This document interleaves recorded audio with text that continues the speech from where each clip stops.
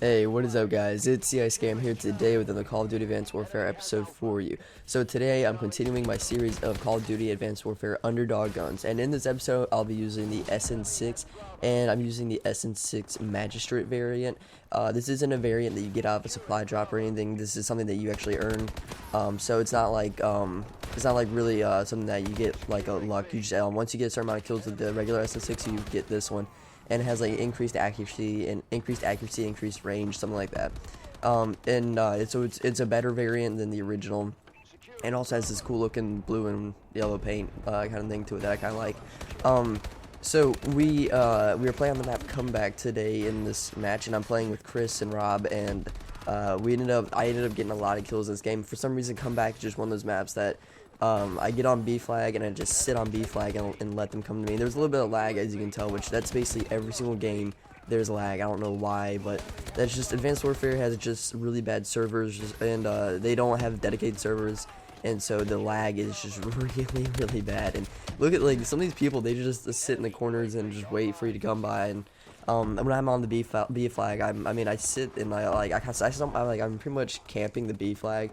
But I'm like moving around while I'm doing it, because if you're just sitting in one corner, they're gonna just rush you and eventually kill you. If you're constantly moving around, you can get so many kills on B flag, and you can as well get more points if you're on the flag, allowing you to get your streaks. And it's just a kind of a snowball effect. Once you get one streak, you tend to usually get the next one. And that's how I usually build my streaks, is just one kind of leads to the next. And so it's really helpful to sit on that B flag and just let them come into your bullets, because it doesn't really if there's like so much cover on B flag in this map that you can easily get around them and easily juke them out and end up killing them. And so it's a very good map for an SMG, or if you're using the Battle works very good as well, because it has like a higher fire rate than I think any SMG in this game, which is just insane.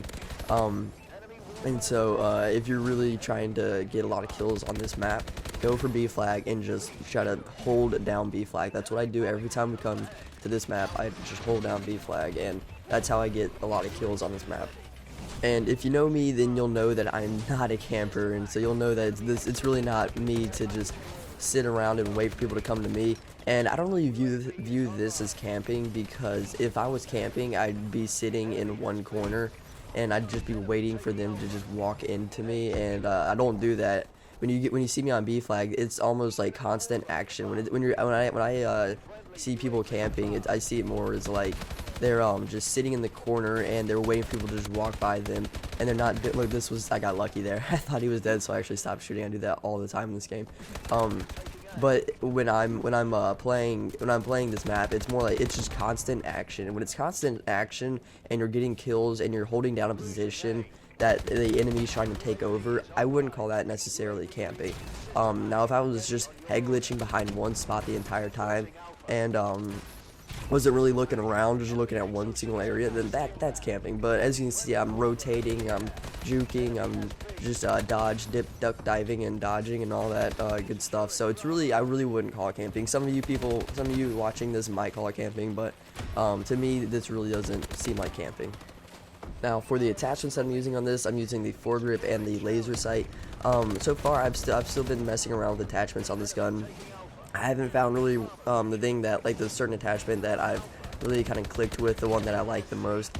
I know that the foregrip is something that you need. You really do need a foregrip on this weapon, and you really need to. You don't really need the laser sight, but the foregrip is definitely something that you just absolutely have to have, because it has a lot of kick on it, and at longer ranges, you're just gonna get really hurt by enemies that have better weapons. Because better weapons, I mean, like right there, that guy was definitely gonna beat me, because I believe he was using a AK or a KF5, something like that. So he was definitely gonna beat me. And the foregrip will definitely help you out to longer ranges, because this gun does have some kick to it. And I just kind of threw on a laser sight because I didn't have many attachments for this gun yet, and so I decided to throw a laser sight up there just to improve any hipfire accuracy. And because I was planning on doing this if we came to a map like this, I was planning on getting on the B flag and just kind of holding it. And so the laser sight helps when you're in close quarters combats like that, but it's definitely not necessary. I don't ever see laser sights being necessary. It's more of just kind of an aesthetic kind of thing. You don't actually need it, but it is helpful in those dark areas like that. And if I was probably gonna get down to it, I would throw on the extended mags onto this weapon. Although extended mags is like, I can't remember what exactly it is. I think it's a certain amount of double kills, which really isn't too hard to get. I just hadn't gotten it yet because I think I'd only used this gun for like 2 games or something like that. And so if you're gonna use attachments on this gun, I would definitely recommend the foregrip and extended mags. And if you want to throw on a third one, then throw on a laser sight or just whatever else you feel like you want. But if I was gonna just choose 2 attachments for this weapon, I'd definitely do foregrip and extended mags on this thing. And the reason why I think extended mags would work very well with this weapon is it only has 32 bullets, which on an SMG that fires pretty fast is not all that much. And this gun also has one of the lowest damages in the SMG category, and that lower damage is definitely felt. You can definitely tell that it takes a lot more bullets to kill somebody than any other SMG really does, and I just knew I was gonna die there. I basically had nothing I could do about that. I could have jumped up and moved, but I would have probably been killed by the other people around me, so I stayed there, got that 1 kill, and then took my death, and I'd already got my streak, so I wasn't too worried about that. But anyways, the extended mags helps because since you have lower damage, when people are rushing, when you have like the whole team is rushing you and everything, then you're really gonna like having extended mags on because you're not gonna be able to take them out as quickly as you could with the ASM1 or the BAL or even the KF5. The KF5 has a higher damage output than this gun does, and so with extended mags you have more bullets to shoot at your enemies because you're going to need more bullets, and if they're all rushing you, you're going to have to reload after maybe 2 or 3 kills. And so well, depending on how good your accuracy is, if you have really bad accuracy, you're going to be reloading after probably 2 kills. If you can hit your shots maybe 3 kills, you'll need to reload because there'll probably be more coming after you. And so extended mags is obviously going to help with that, mainly just because, like I said, of the damage output of this weapon being lower than most other weapons in this game. But what this weapon lacks in damage, it definitely makes up for in its mobility. It is a very versatile weapon, and you can move around very quickly with it, and it's a very quick reloading weapon. So it's just this weapon is meant for a fast-paced kind of rusher type game play, and so it's really well suited for my kind of playing style. I do enjoy using the SN6. It is one of my more favorite guns to use, and I actually haven't used it in too terribly long because I've been trying to get into a little bit more competitive, into a little bit more of a competitive aspect of Call of Duty, and so I haven't used the SN6 too much because I really wouldn't recommend the SN6 over the ASM1 and the BAL if you are doing competitive. And that's just an obvious thing. When I do competitive, I use the BAL and I use the ASM1 basically every game because in competitive you are trying to win every single game. And when you're using these Underdog guns that I've shown already, you can obviously definitely win because I get a lot of kills with them, and you can definitely do good after I just get freaking reaction knife. You can definitely do good, but it's definitely, if you are looking to win every single game, you need to be using the ASM1 and the BAL. So if I ever post any gameplays of me doing league play, then just know that it will most likely be with the BAL and the ASM1. And I'm sorry for that, but that's just what I'm going to be using every time I do league play because that's basically what you have to do. If I'm trying to do good, that's what I got to do. And so it really, I really do like the SN6 though. It is definitely underestimated in my opinion because I see this gun probably less than the SAC-3s, to be honest. Like the SAC-3s are one of those weapons that I see SAC-3s being used quite a bit, and they are decent weapons. I see people do very well with them. I personally suck with them. I've tried to get an Underdog gun gameplay with them before, and I just absolutely suck with them. I've never really been good with the Kimbo weapons in any way, and so you probably won't see one of those, but I do see the SAC-3s quite a bit, and they get on my nerves because they are pretty dang good. If you can hit your targets, they are pretty good.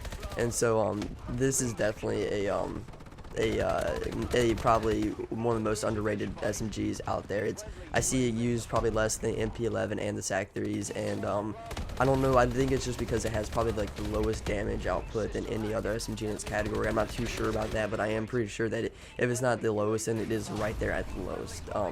So this is probably the least popular SMG that I've seen, but it is one of the best, and I think that it's definitely one of the best. It's probably my third favorite, right behind the KF5. ASM1, obviously, AS1's obviously the best one. It's not my favorite to use because it's just a little too good, but it definitely is the best one. We can all agree on that. But the SN6 is still a very good weapon. It just has to be used differently. You can't rush headlong and try to win like face-to-face gunfights, because if you try to do a face-to-face gunfight with somebody and they're hitting their shots, they're gonna win every single time, because this gun just can't put as many bullets into someone because its fire rate's lower, so its bullet output is not as quick as probably their gun is, and it's also its damage output is not as quick, but it's still like I said, what it lacks in fire rate and damage, it makes up for in its mobility and its ability to get around people a lot faster than other weapons can. But anyways, guys, that's basically all the time I have today. Sadly, we lost this game. You'll see the scoreboard here. I don't know how we lost this game because I ended up getting like 69 kills. And my group, Chris and Rob, they both did really well. They went positive by quite a few kills, and they both got a good amount of caps. Rob didn't get too many caps, but he was getting a lot of kills, and that's basically all I ask, is that if you're not going for caps, then at least just go for kills and try to keep them off the flags. And that's what he was doing. He was definitely making my job easier, and I was the one sitting on B, and so he was making my job easier by making less of them come after me in B. And so definitely my group did very well and did their jobs, but the randoms, I guess, on my team just weren't really up to the task. But anyways, guys, I hope that you've enjoyed this video. If you did, please leave a like, comment, and subscribe. This has been CI Scarum, and I'll see you later.